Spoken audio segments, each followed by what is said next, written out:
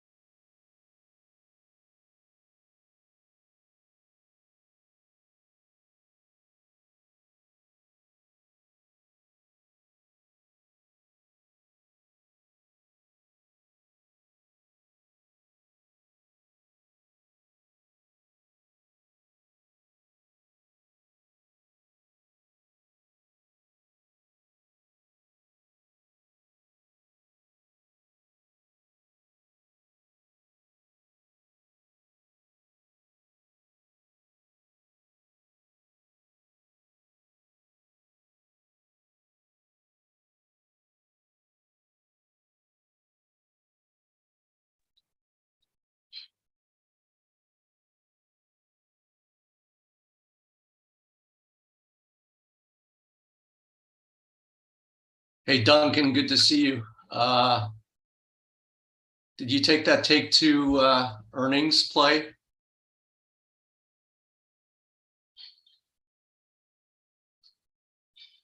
Good for you. It's down about $9 right now. I'm watching it in the aftermarket.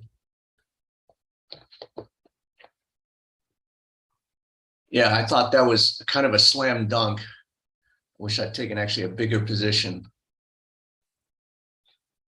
Dick, I think so. I've got a 107 bid to try and get out of some of it.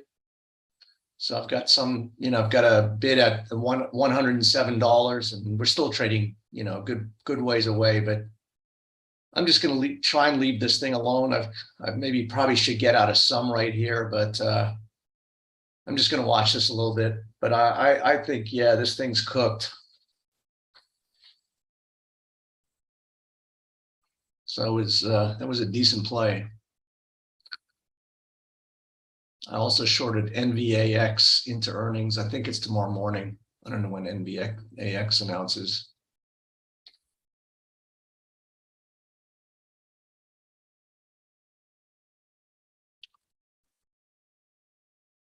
All right, welcome everybody. I'll give everybody a few seconds just to settle down. We're on the hour. Have a great number of participants in here. I'll just wait another 30 seconds, let everybody get settled, and then we can get started. Hey, Dennis, Ollie, Neri, welcome everybody. Get started in just a minute.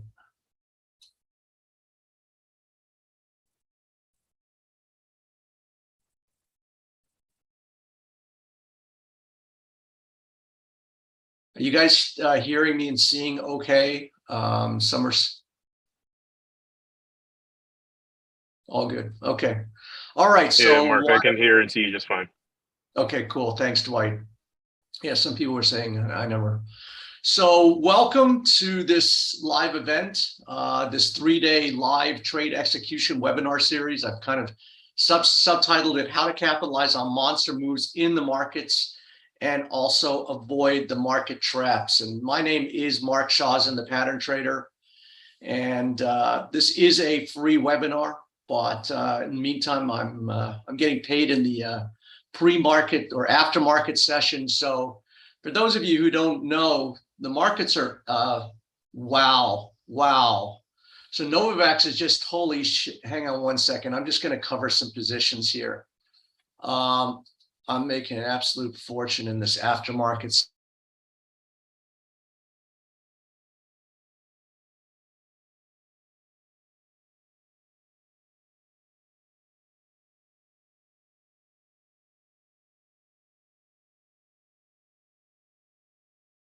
Session.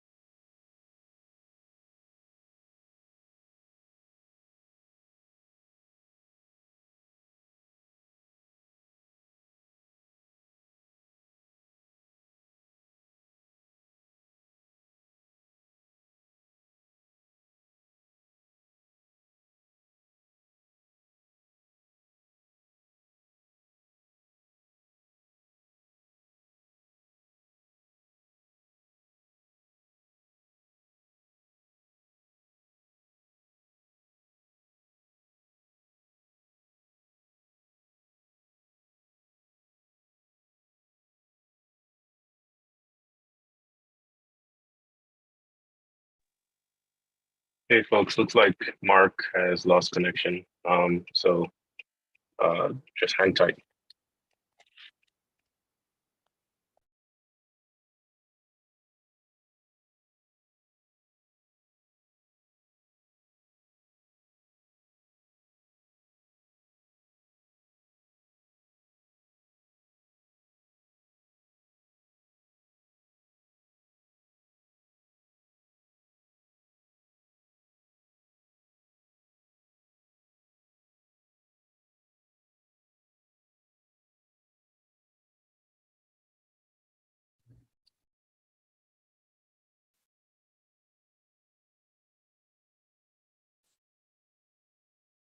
Sorry about that. Zoom just cut out on me. Dwight, are you hearing me okay? Yep, you're good now. Holy shit. I made about 150 grand in the last 10 minutes. So before I so here's two stocks that I went short into earnings tonight.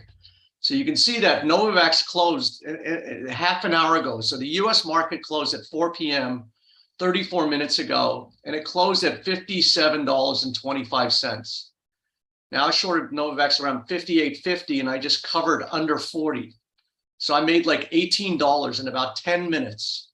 And then Take-Two also announced their earnings, and it's down about $8 in the aftermarket. So these were my positions going into today. So before I so you can see I had 4,000 shares. It's short. You see that little hash mark. Short means that I was betting on the decline of that stock.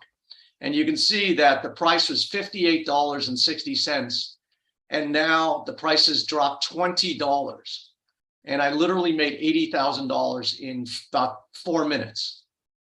And then you can see also in Take-Two Interactive, I had 4,500 shares short. I actually shorted those at about $129. Here, I'll show you what I did today. So this was what I did today. So seeing is believing, I guess. So this is, where is Take-Two? So I shorted 2,500 shares at $129.15. And I shorted another 2,000 shares at $129. And right now it's trading at 117. So I've made $11 or $12 on 4,500 shares. So that's about $60,000. And I just closed out this position. And I'll show that to you right now.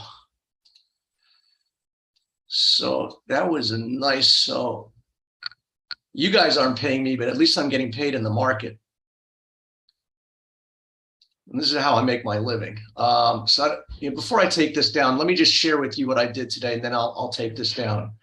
So then I also shorted Novavax, you could see at $57.60, and I got out around $38.50. So I made about $19 in about 10 minutes on 4,000 shares. So it's about 80 grand in about 4 minutes.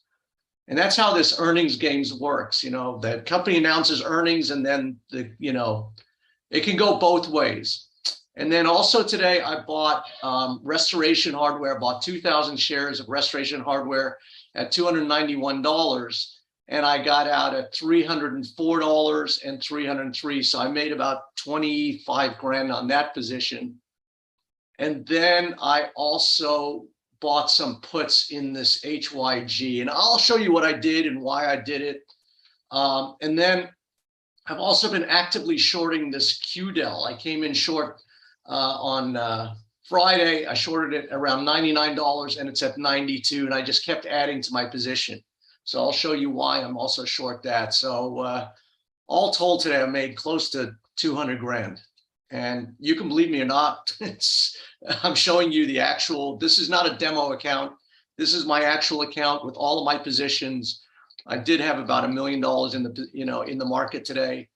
Short 4,500 shares of Take-Two, short 7,500 shares of QDEL, and I covered this 4,000 shares right now, and I'll show you that transaction. So you can see that I had short 4,000 shares at $58.60. And here I just covered 2 minutes ago in the aftermarket session at $38.50. So I made $19 on 4,000 shares right there in the evening session. So this is in the post-market session. A lot of people don't know you can execute trades before and after the market. This is actually where I make most of my money, is in the aftermarket session. So now I do all of this only based on price information. So I have no idea what these companies are going to earn. I have no idea what's going to happen after the companies announce their earnings. I simply look at the price pattern. So my whole philosophy is that I trade on price. To me, price is the news. To me, the market is a discounting mechanism, and there's probably no better evidence than what you've just seen. So all of the price patterns that have been going on for the last weeks and months and years showed me what to do in these stocks. By the time the news comes out, by the time the earnings comes out, by the time you find out that the company didn't meet, the stocks are already down. So by the time you read about this tomorrow in the Wall Street Journal, the moves are already happened. So price is ahead of the information. And this is probably, there's no better example of this. So I only trade on price. People always say, do I trade the news? And no, you don't. By the time the news comes out, it's too late. I'm already in, I've already made my money. And by the time it comes out, who knows what's going to happen.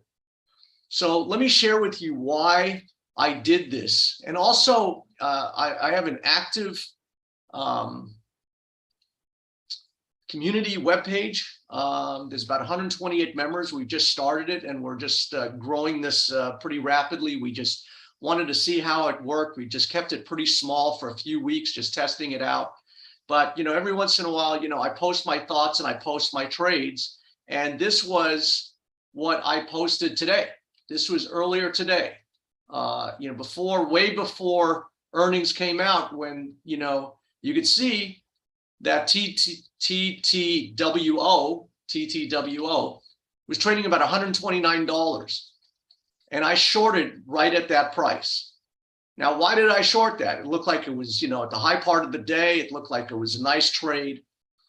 But to me, there's a symmetry. There's a way prices move. There's a way markets make bottoms. There's a way market makes tops. And to me, this was, you know, a downtrending stock. So I had no idea what was going to happen, you know, in earnings. But the market was telling me.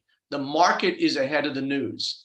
And so you could see there's this giant downtrend line that we just start peaking out along this line. You have this, what I call a double top price pattern. And then, you know, to my mind, when markets bottom, they don't just bottom by putting in one stake in the ground. You have to have multiple stakes. So there's a certain way that markets top, there's a certain way they bottom, there's a certain way they go up, there's a certain cadence and a symmetry. And I've been doing this game long enough where I knew that this was just a head fake. And so I'm just sorry I was going to buy the options, and I was going to, you know, put a much bigger position because this looked like a no-brainer. And then by the time it closed, it really showed its colors. So, and then I put, you know, these were my orders where I got it $129 and $129.15. And right now it's trading at $117, $118, about $11 lower.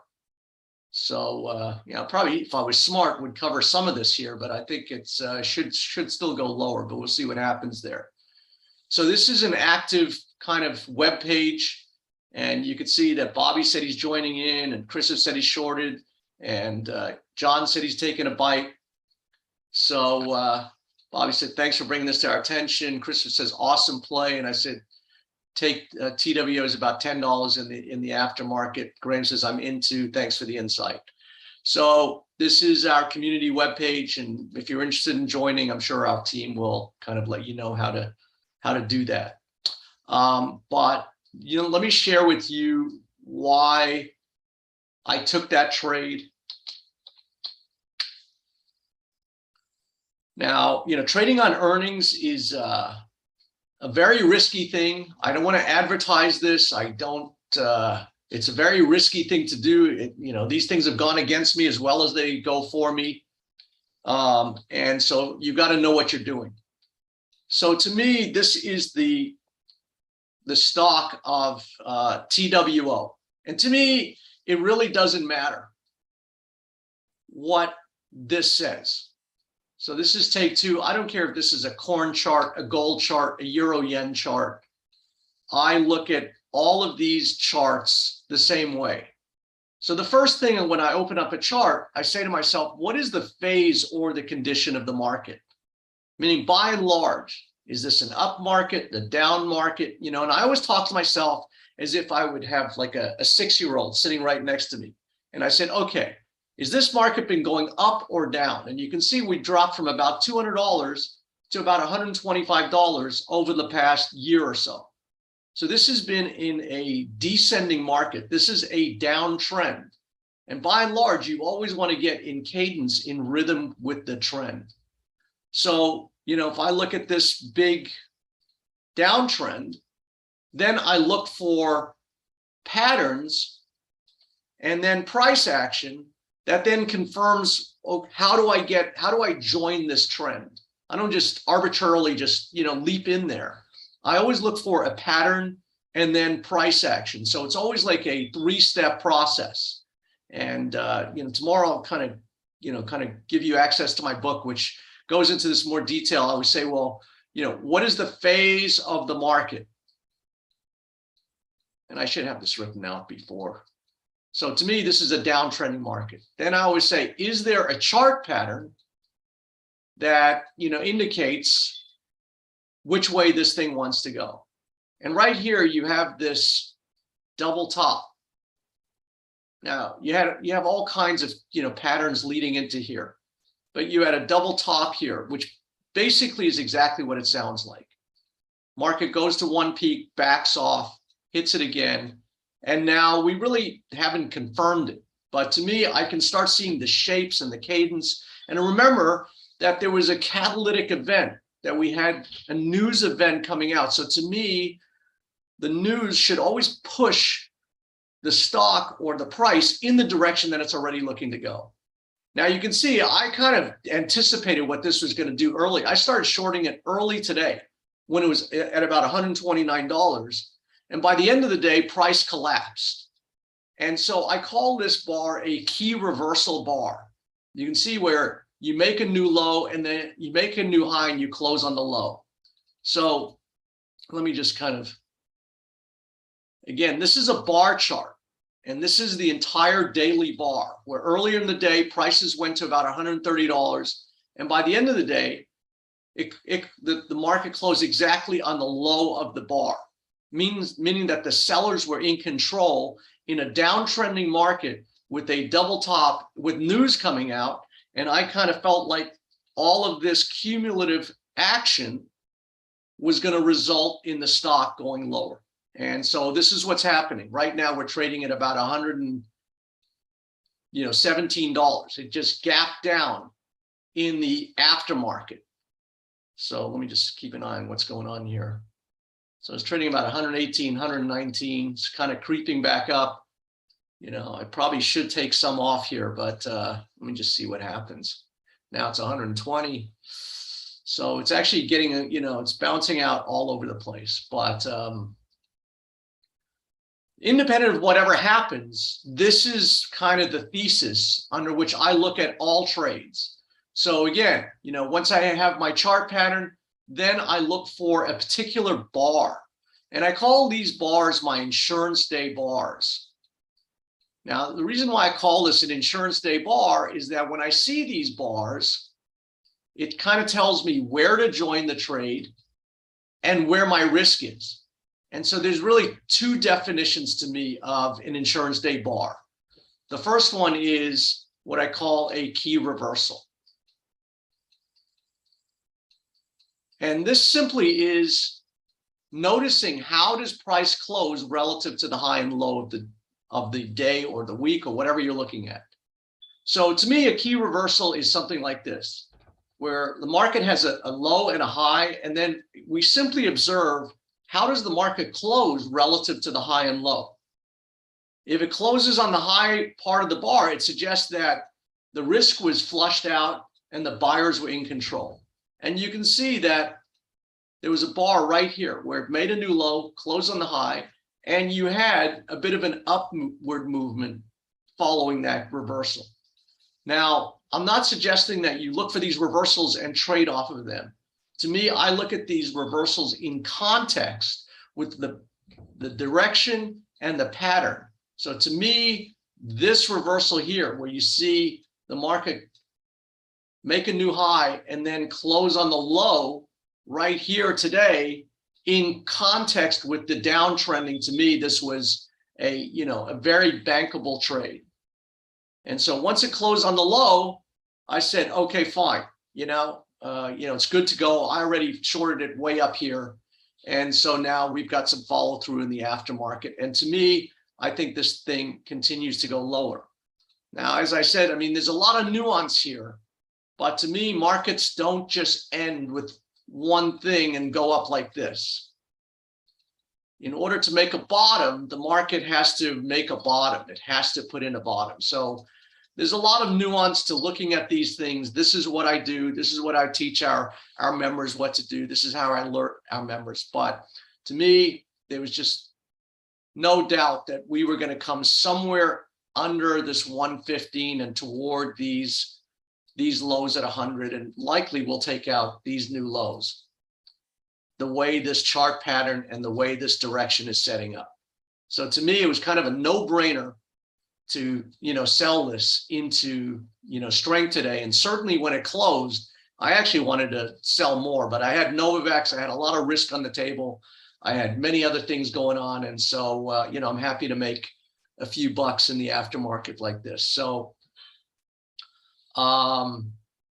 that is TW. So let me just kind of complete this. So I said I had two definitions of my insurance day bar. The other definition is what I call an inside bar. Now, I usually look at weekly, monthly, or daily timeframes. Now, people say, well, can't I do this on an hour or the 4 hour? And you can. But really, my objective is that I am trying to take a piece out of the middle of big moves. So in order to do this, I need to understand bigger time frames. And so to me, it gives me much more clarity. If I look at a monthly, a weekly, a daily, I can understand what's going on. And so basically, once I understand the setup and I see my, I see the phase, it's a downtrend, I see my pattern, I see my key reversal, then normally on a non-news day, what I would have done is that I would have just snuck a sell order under today's low. Now, this was a news day that, catapulted the stock, into the aftermarket. And so I got short ahead of this event. So the fourth layer of this whole thing is that you put a sell stop underneath the low of a bar you want to sell, or a buy stop above a market you want to buy. So I know I'm going very quickly. And again, I'll throw my book open, available to you tomorrow or the next day, and it'll clarify that a lot more. So what I'm going to try and do over the next couple of days together is go over the sequences of live real markets that I'm actually trading, that I've got a position in.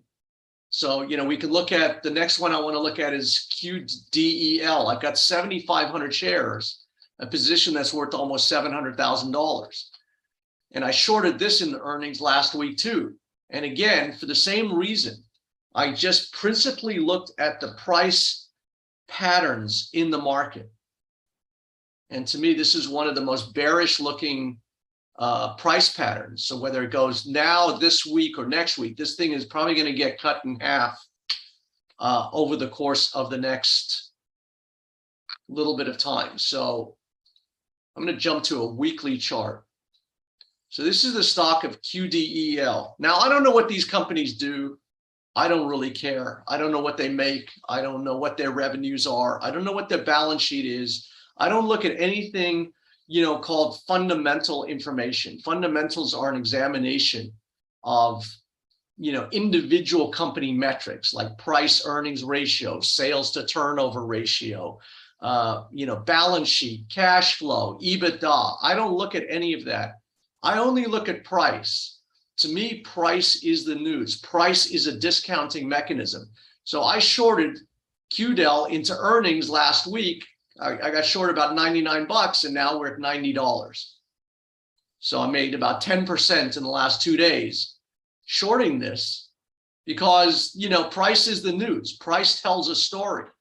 I don't know what this company does. I don't know what the earnings are, but the price is telling me a narrative here that this thing looks very sick and is going to go much lower over time.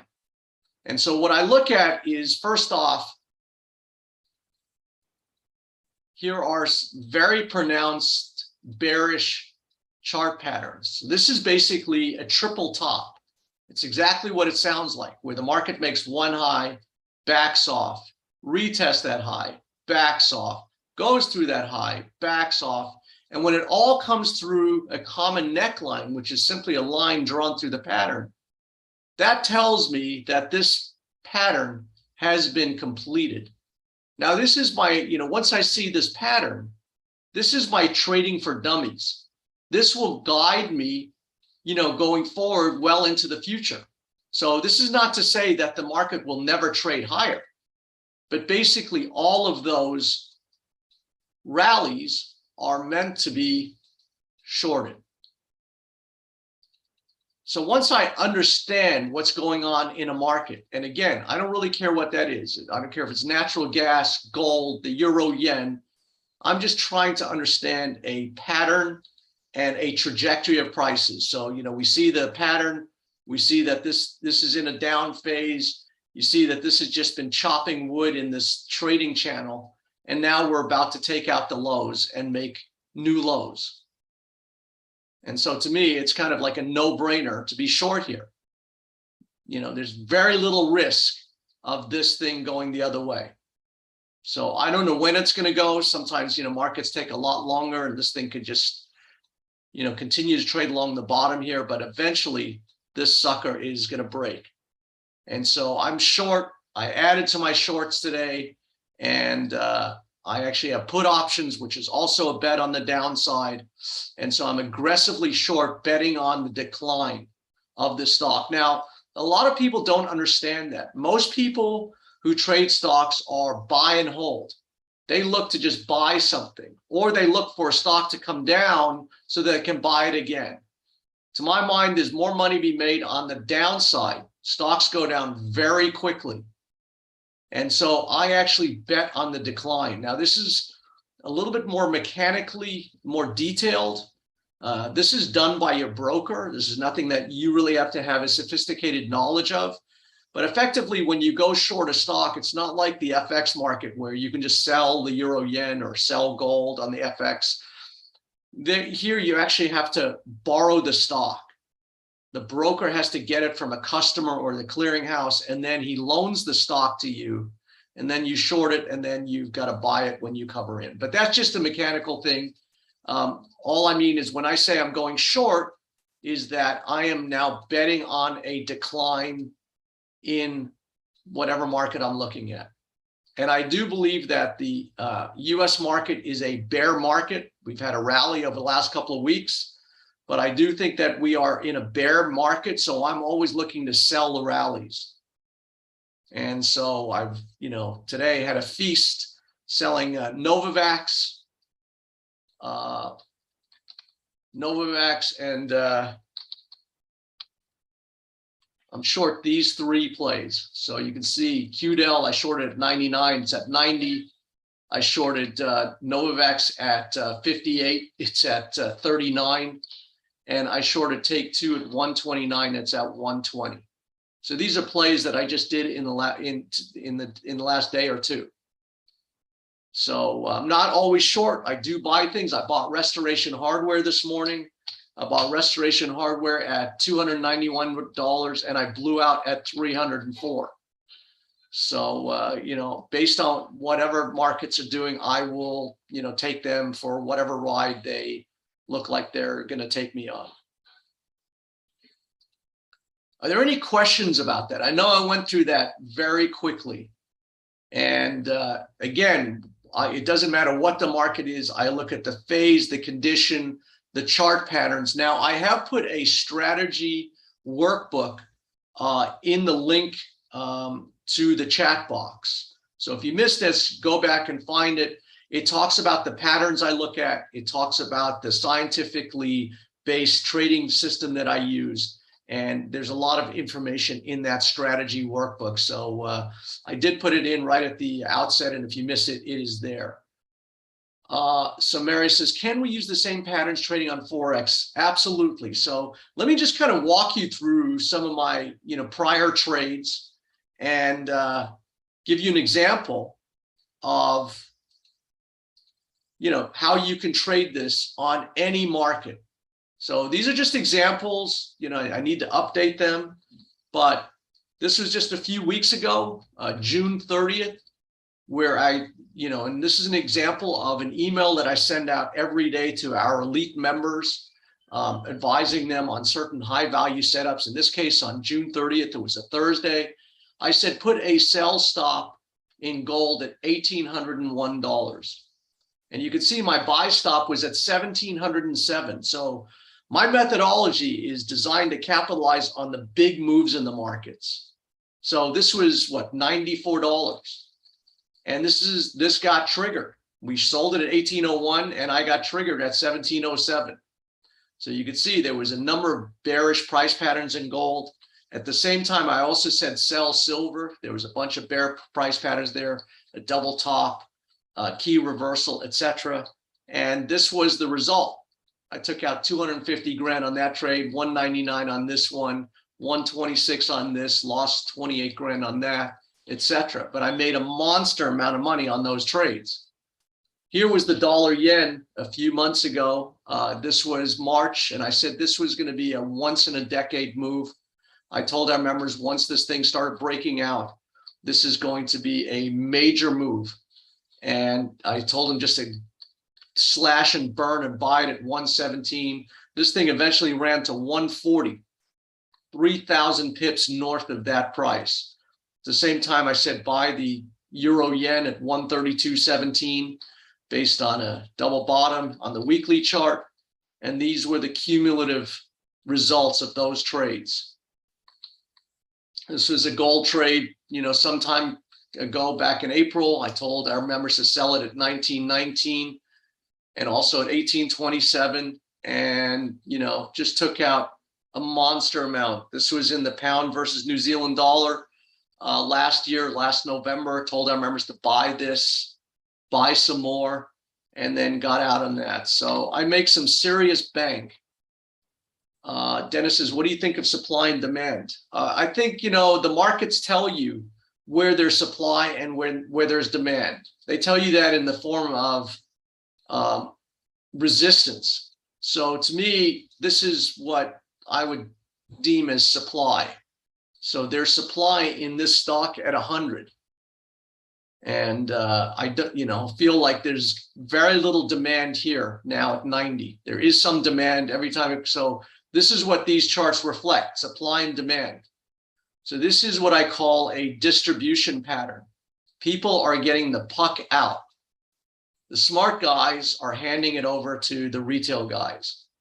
And so this is supply, and there's very little demand at this thing that's probably going to give away to further prices. So I don't use fancy language. I just look at shapes and patterns. Michael says, when you're shorting stocks, are you using options to do that? Yes. So you can see that in addition to my short stock position in QDEL, I also have a put position. So a put is a bet on the decline. So I bought these last week. These are the 90 to expiration. And I bought these. I don't know what I paid for these. But this is a bet on the decline of QDEL. And so this price has to go below $90 by Friday for me to win that bet. Now, I also have a pretty big position, 800 puts on this ETF called the HYG. This is the high yield corporate bond debt. And I have a big bet that this thing is going to go lower. Put is a bet on the decline. So I do puts and calls. I do use options. Sometimes it's just too expensive. I was going to buy the options in TTWO. The 125s were like at $4. So this thing has really come crawling back here. So now only down $4. It was down about $8 or $10. So I'm just going to see how that goes. But I still think that this should go lower. So I do puts and calls, and putting a call is just a bet that something is going to happen very, very quickly. But that's why I like doing the HYG, because they're pretty inexpensive, the puts and calls. Godfrey says, how many days were you in those trades? So I was in Novavax for about a half hour, and I made about 80 grand in a half hour. So I am not kidding you. I got in at, where's Novavax? I got in here a few minutes. So this was at 3:38, like 20 minutes before the close. And then I just showed you where I got out in the evening session, and it opened, as it opened, I got out. So I rented that stock for about an hour. So Ian says, how do you set the take profit level? So sometimes that's a difficult thing to do. It really depends on the trade and the cycle you're in. Sometimes you can actually measure it. So when you see a gigantic top like this, you have this triple top, and then the neckline's all the way here. So you can actually measure this thing. So you could take a measurement from the neckline, which was, call it $130 to 300. So what's that? $170. And just take, 60% of that. I don't know what that comes to, $120 off that. And you almost have a stock that's, so I think this is going to trade down here at some point. This will be a $20 stock. So it really depends what the trade is and where you're at. But this thing is hanging on for dear life. And once it takes out this support at $90, this thing is going to be gasping for air. So every trade has its own stop loss and take profit. I don't mean to dodge the question, but every trade, depending on where you get in, what the maturity is, what the look of that trade is, has its own parameters. You're welcome, Ian. Martin says, how do you scour the markets for these patterns and narrow down the opportunities? So there's, many ways to do that. So I'm going to kind of share with you. I'll put this in the chat box. This is an earnings calendar. So every day I just scour for the earnings. So you can see these are the earnings that came out tonight. And so basically here is TTWO right there. So I basically just go down all of these ticker symbols. I click in the chart and then I zoom in on a price chart that I think is favorable, to wherever I think this thing is going to go. Derek, does this work with Forex? Yes, I just showed you how I traded the pound New Zealand dollar and gold and what have you. I took out some very successful trades recently in the euro yen. Let me find that trade.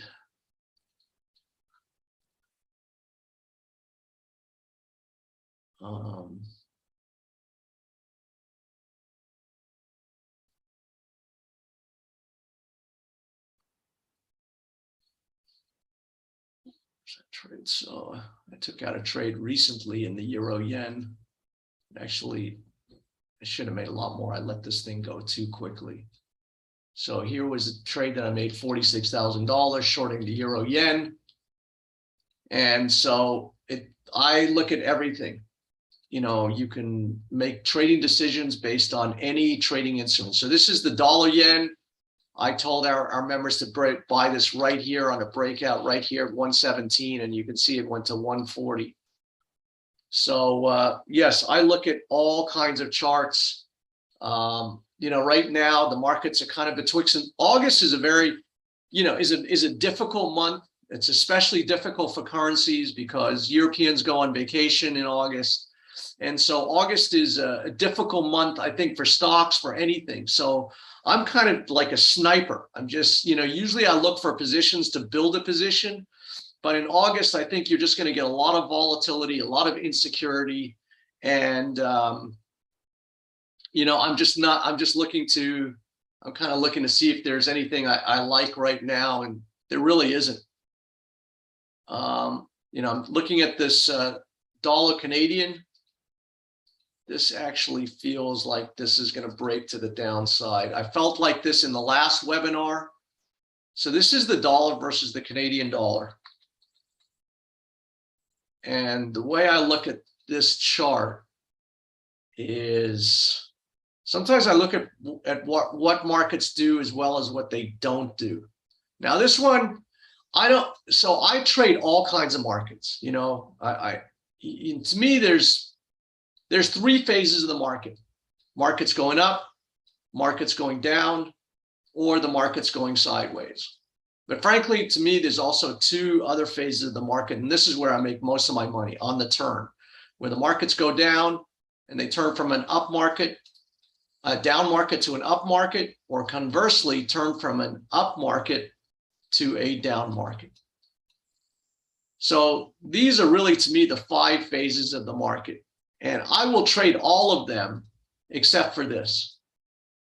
I'm always looking to make money on a move, like Novavax, take $20 out of a market. I'm not looking to just, play dodge them with my broker for 7 pips here. Or so I'm looking to take a piece out of the middle. I am not looking to trade on some moving average crossover for 7 pips here and 25 pips there and try and beat my broker to the punch. This is just a losing game. To my mind, if you don't make enough on certain outcomes, it's very unlikely you're going to be successful over the long run, because we all get beat up. We all lose along the way. And so you can see just one trade in Novavax today, makes up for a ton of losers. And if you don't have a big enough outcome, then you're very unlikely to win. And so long story short is that I don't like betting on markets like this, where it's just banging your head against the wall. It doesn't feel very good. I like to go on a ride like that. Now, it doesn't happen very often, and especially in currencies. Currencies very often slip into more of this kind of thing. It's more of a reversion to the mean than these big moves. But I think the dollar Canadian is kind of setting up here where you broke out. I'm just always trying to find some color that. So you can see recently we broke out above here. But to me, this looks like what I call a bull trap, meaning that anybody who chased this thing is now sucking wind.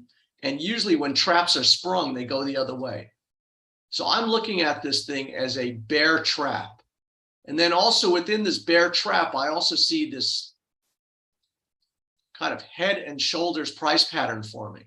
Now, head and shoulders is exactly what it sounds like. It looks like a man or woman's left shoulder. The peak is the head, and that's the right shoulder. So, you look at it, it looks something like this.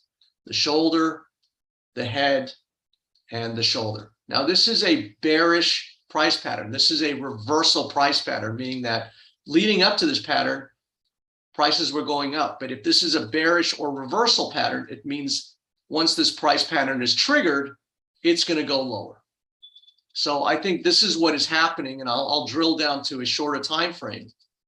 And so again, not quite sure, but once this area is triggered, then we have more confirmation, meaning once this neckline, which is about 127, a neckline is simply a line that's drawn through the pattern. So we have this pattern here, and if we should tripwire this thing, head back down, it's 127, it's likely that we could keep going. So to me, I'm looking at a combination of this bull trap and this head and shoulders and surmising that dollar Canadian looks like it's going to go the other way. So here, this is now, that was a weekly chart. Now I've shifted to a daily time frame. So whereas a weekly chart, it takes a full week to form a price bar. On the daily chart, it takes one 24-hour session. So this is what I'm looking at a little bit closer now on the daily, where you can see here's where we broke out. Here's where the longs who chase this are now trapped. So, can you imagine if you chase this, you see this breakout now, this new breakout at 131, you're now in at 132, and now it's trading at 128. And if you don't get out, it's going to keep going on you. So this is, what I think is a trap play. Now, in addition to this trap, I also see this potential pattern here in the form of this double top kind of head and shoulders. Now, don't quite know, and it would take kind of a triggering of this neckline, if you will, to confirm it. So you could either trade it here or wait till it confirms. I'm pretty aggressive. So I would trade this, I would be inclined to basically sell this here, put a stop loss there. And so to me, this is my risk. And I'm looking for, I would look for this thing to come back to these lows. And so this is what I do. I just set up risk and reward trades. And to me, the smaller the risk and the bigger the outcome, that's when I really load up the boat. when I find that the risk is very small, like Novavax today. To me, this was a no-brainer. I had no idea it was going to come out like this. So you can see NVAX now is trading $18 lower. And I don't even know what that represents in percentage, because that's a huge percentage. It's like a 30% move.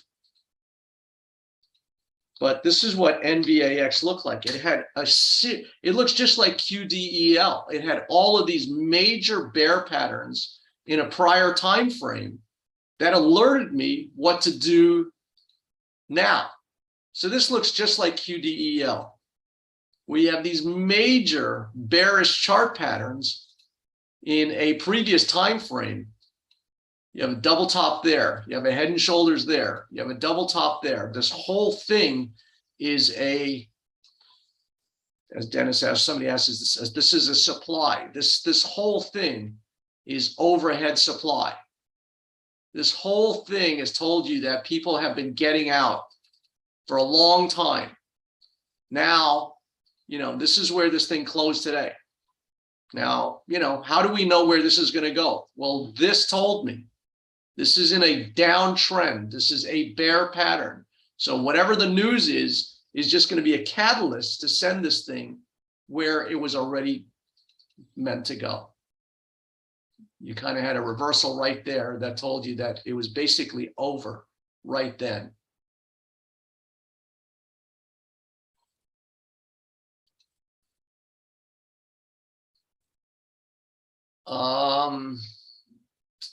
Jack says, do you trade the indices? So I trade anything that has a price history, Jack. If there are two flies, going up a wall and they have a high, low, and close, I would probably trade them. So yes, the short answer is yes, I do. And I do think that the indexes are forming a trap, meaning that I think that they are about to go much lower. So over the weekend, I wrote this email with a cute little, let me see what I should have had it open here.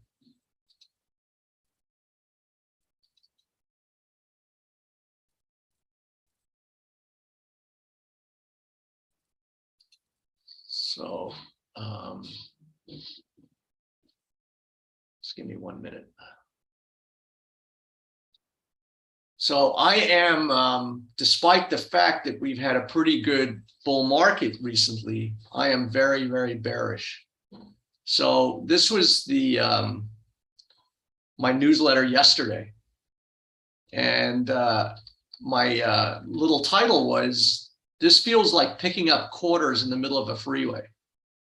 So I said, I feel like the recent stock market rally is on its last legs, and chasing the last gasp of the upward trend is akin to the dangers of picking up a quarter in the middle of a busy freeway. So I don't know if that metaphor makes sense to you, but I think that we could be even looking at the top today or the beginning of it.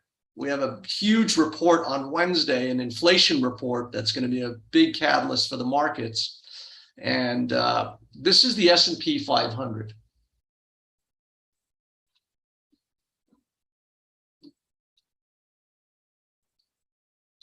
And, so again, sometimes the untrained eye just looks like it's everywhere and nowhere. It's going up, it's going down. It's really in the middle of its recent, it's had support, it's had resistance, and it's really smack dab in the middle. So how do you tell, is this going up or is this going to go lower? I do think we're going to go lower, and I think there's a possibility we could go a lot lower. And we don't always know the reasons why. So I never ask the reasons why. I just look at these price charts. And remember, price is ahead of the news. Novavax fell $20 today because some news came out today, but price was ahead of it. I got in because price told me to get in ahead of it. So what I'm looking at on the S&P is two potential very bearish price patterns. One is this double top. And again, when we see a double top, it's exactly what it sounds like. Price goes to one high, it backs off, makes another high, and now we have this M top. And that, until that's taken out. Now, sometimes we see these patterns and the market ignores them, and then this becomes what's called a busted pattern, where the implications of this pattern, the market is no longer. So what I do, and it's taken me about 40 years to figure this out, is that I draw my patterns and then I kind of just sit back and see, okay, how does the market respond to this pattern? So right now we're really at a proverbial inflection point. This thing's just sitting right on the neckline. It could go above, it could go below. And now we just have to wait for the verdict to come in, and the market will tell us where it wants to go. But to my mind, the pattern already tells me where this is going to go. That's why I got in Novavax, because the pattern told me way ahead of whatever's. This is just distraction. This is just distraction. This is going that way. And I believe that because we have really the coinciding of two bear price patterns. You have this double top. Let me just clean this up a little bit.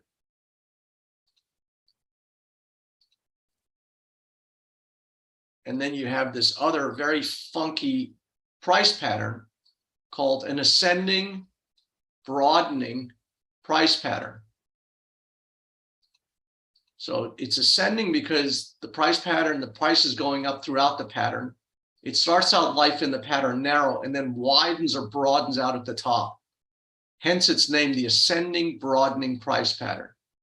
And so now you have, and this is bearish, and you can see right here, we basically tripwired this thing right there. Now this is what markets will do. They'll come here and then they'll trade back up to their breakout area. And so the question is, is this a breakout or a fake out?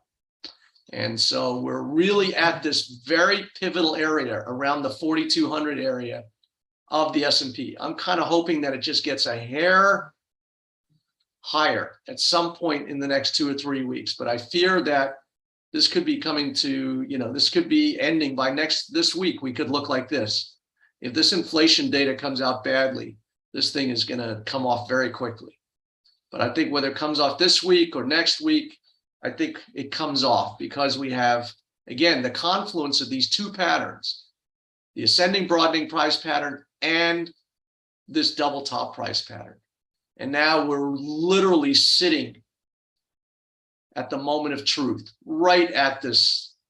So we may have seen the highs today. This may be it. And I do expect this thing to get taken apart. So whether it's now or 3 weeks from now, I'm hoping that we go a little bit higher. We're just in this very tight little channel here. And I'm hoping that we go just a hair higher, maybe to 42.50. I would love this thing to get to 43 because I would open my entire wallet and hit that hard. So I look at everything, I trade everything, and I think the indexes are going to roll in September and October. Jack, how do you best try and get the timing right? So to me, the market tells you when to get it right. The market tells you when it's ready. So even though I think this is going to turn, I don't need to do anything. I just need to wait for the market to tell me. And the market tells you where it comes to a certain area and then it rejects that area. It does what I call a reversal. So you can see right here, this thing made a new high and closed on the low, and then had a huge move after that. So the market will tell me exactly when it's ready to go. Now, the market has a certain cadence. The market has a certain way of getting to certain areas, meaning that just because we see one reversal, it doesn't mean it's time yet. Because, prices go straight up. They're just not going to come straight down through all of this stuff. They need to build a way. They need to create some time. They need to create some space. So there's a way, there's a cadence. There's a way these things come down. And that's why I knew TTWO had built space. And it was ready to go. So even though I think this thing is, at a very formidable resistance level, I think that it needs a couple of weeks before it's ready to go. So the market tells me exactly when it's ready to go.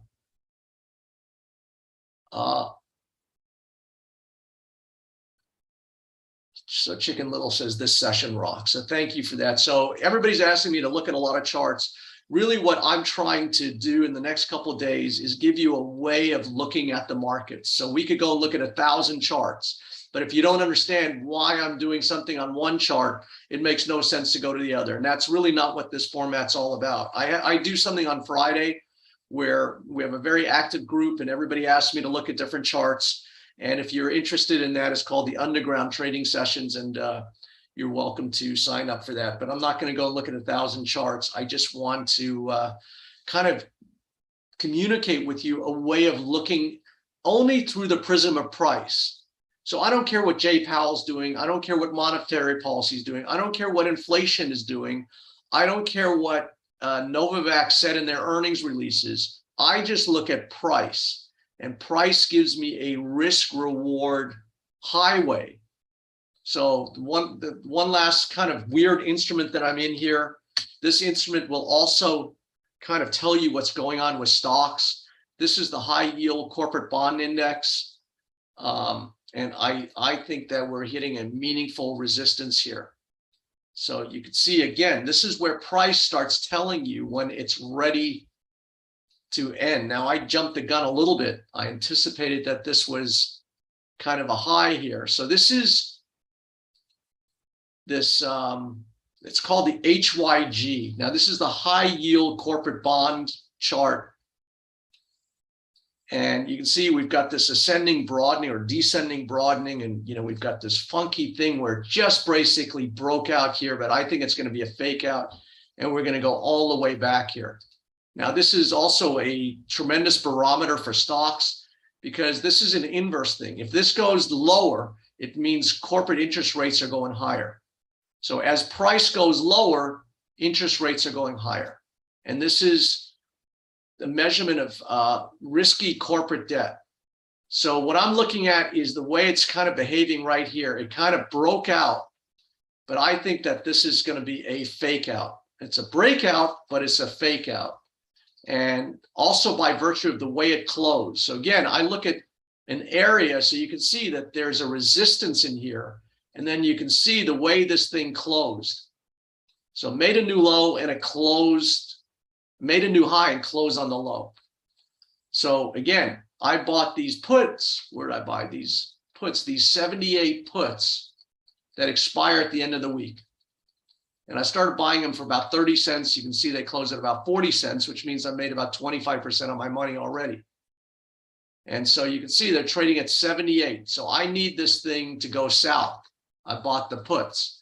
Now on Wednesday, we have an inflation report that is going to rock and roll this market one way or another. And this thing, I think, is going to go that way. So you can see we've been in a pretty tight channel here.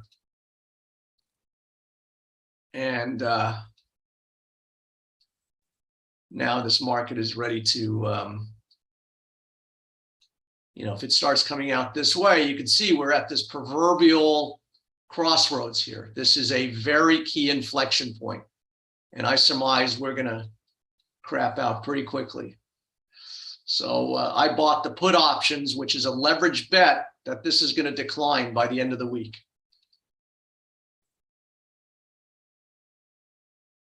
So Tom says, do you put your trades in the last hour? So that is a very good question, Tom. And that's what I do suggest is that I wait to see how something closes relative to the high and low. Where it goes during the day is just a bouncing ball. It's a gamble. And so I either put my positions on right in the morning, and we do an early morning session before the market even opens.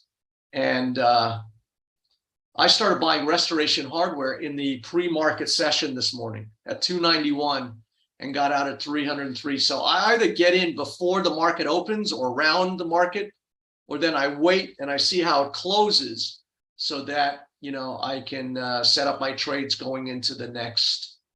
So TW has actually retraced quite a bit of its loss here. So not as fruitful as it was when we first started, but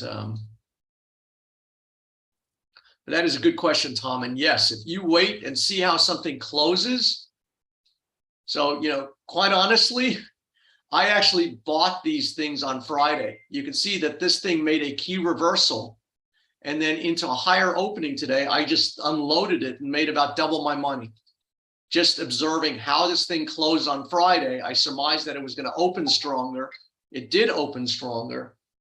And now, I think that the real move is going this way. So yes, I think says, could we buy SQQQ calls? I think we're getting close. I'm looking at these indexes. I'm chomping at the bit. I'm kind of hoping that these indexes have one more, rally left in them. But this may be the end of the ride. So this is the SQQQ. This is what was asking about. And the SQQQs are an inverse ETF. Means they will go up 3 times what the Qs are, the proxy for the NASDAQ. And so this is just the opposite. So if you think the NASDAQ is going to go down, you'll bet on the SQQQ. And this will go up 3 times. So what I'm looking at in this, and I was looking at this today, and I think this could be it. I'm looking at this funky kind of wedge here. And you can see that, again, the way we closed, we kind of made a new low this morning, and we closed at the high, and we're about to break out of this wedge. So, you can see that these bottoming things, they take a little bit. So you can see this took about 10 days. And so this might just need to kind of just bang around here. But I do feel that this is going to break out, meaning that the stock market's going down and this is going to go up. So I think we are, at a very, I do think that we're getting close to the end of this run up in the stock market, and the next move, the market will be down and these will be up. But this could, still, chuck and jive here for a bit. But again, Wednesday, before the market, 8:30 a.m. on Wednesday morning, will be consumer price index. But frankly, the Fed will be looking at core CPI, which I think comes out on Thursday. So everybody will be looking at the headline number. And I think this could create some complacency where we see the headline number come down. It was 9.1% last month. We could see a print of 8.5% or something. Oil prices have come down. Everybody gets all excited. But to me, the Fed is focusing on core, which will come out the next day. And so it may not be till Thursday that we really get the next move higher in this and lower in the indexes. But we're close on. I mean, I think this looks, I would start getting long. I would beg for this thing to go lower. I would just keep getting long into this, because eventually this thing has to go higher. But I think we're getting to the mature end of this thing, and we're going to break out. Do you trade Bitcoin? I do not. I used to, and I would, but I don't right now.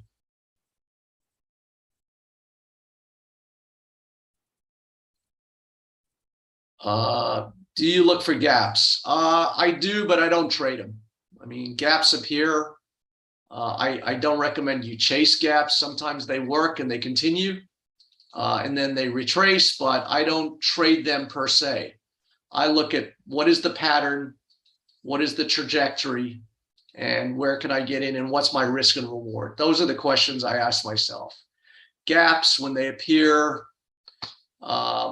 sometimes they get closed, sometimes they don't get closed. So I don't particularly trade them per se. Is this recorded? If you want a recording, just message our support team, support@thepatterntrader.com. So I just wanted to introduce myself, introduce my way of looking at it. Tomorrow we'll look at some more markets. I'll kind of give you a calculator to be able to assess your trades. And, we'll look at things on, again, all of these are live markets. What I'm really trying to do is focus on the big moves, the extended moves, in August and what have you, it could just go sideways. But what I'm looking to do is try and find markets before they break out and hop on board these big winners. Do you scale in? Yes, Jack, I do scale in. So sometimes I'll put a toe in the water. I'll see how it feels. And then if it feels good, I'll keep building a position. So to me, like dollar Canadian is something that you could scale into, that, you could look for kind of a bit of a rally into today's session. If it goes up 30, 40 pips, I would sell into that.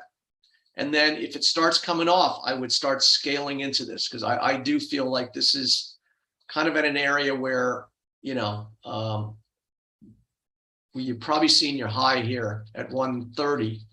You're now at 128 and a half. So I would start, I would think you could scale in here. And as this thing goes lower, I would then add to my position. So yes, I do scale. It really depends on the market. Right now in August, especially in FX, probably not a good idea. August is just a banging month. There's not a lot of liquidity. And so I would look for, special situations. I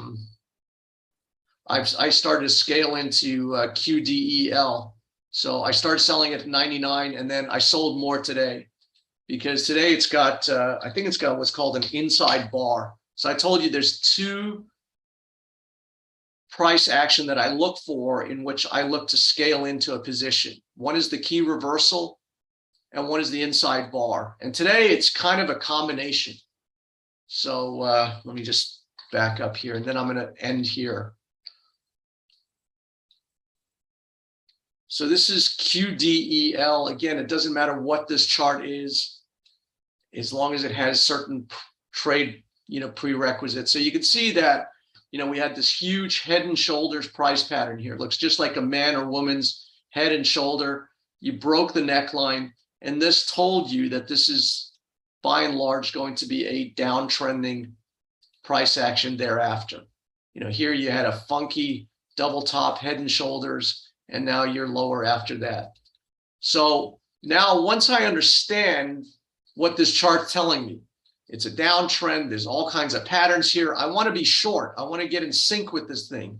So now I want to wait for a bar that tells me, okay, how to get in and what my risk is. And this is kind of a combination where it's a key reversal and an inside bar, because you can see that today's price action from high to low pretty much sits within the price action of Friday. It snuck out a little bit, a hair above.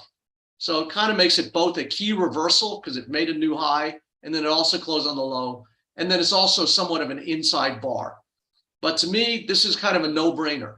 I put a sell stop under today's low, and today's low was 90.15. So you could literally put a sell stop at 90 even, and you could put your risk at 94.50, which was today's high, maybe a little tight. So to me, I would put a sell stop to sell it on a new low under 90, and I'd put my stop loss there. And this is how I would set up this trade. So to me, that's the holy grail of trading. Where this goes, how much it goes, what the take profit is, when it's going to go to that. These are all unknowns. How much it's going to go, how much it's going to drop in, what is going to be the cadence. This is all unknown. But what I can control is understanding how to get in, this trend and what my risk is. So to me, this is a $5 risk for, probably could be a $50 upside, probably more. This stock's probably going to trade under 20 bucks at some point. So it's trading at 90 now. So if you could take a $5 risk now for something that's probably going to be trading at a half of this, that's an 8-to-1 risk reward. See, this is the difference. Most people, especially in FX, are trading for too small an outcome, an expectancy. And what do we mean by expectancy? So most people trading 4 or 5 times a day in and out of FX, trying to snatch 7 pips or 3 pips or 15 pips. But if you're trying to make 15 pips in an FX pair, you've got to risk 10 or 15 pips. You've also got to overcome the broker spread. So now this is your outcome. Whatever you risk, that's all you're going to make. So that's like going to the blackjack table. That's why, I don't find any, fun in gambling, because I can't control my risk. When I put, my chip down on black or red, I got to bet the whole thing. And I only get, so to me, this is just a 1-to-1 expectancy. So to me, you should try and set up your trades with a 3-to-1 expectancy. Meantime, your reward should be 3 times your outcome. But your outcome should be big enough. So to me, I don't do a trade unless I'm going to make 150 pips in an FX trade. And I usually risk about 50 pips to do that. So that is a 3-to-1 risk reward. So this is an example where you could get in this trade for $5 risk. And if you were patient, you could probably make 50 bucks on this. That is a 10-to-1. Now, if you can make 10-to-1 on your trades, you will own the world. So if you just waited for these kind of setups and did nothing else and traded 4 times a year, this is how you make a lot of money in the market. But the problem is everybody wants to trade 7 pips, 8 pips, 15 pips. We love the kind of action. So that's the thing. You got to figure out, do you want the action or do you want to make a hell of a lot of money?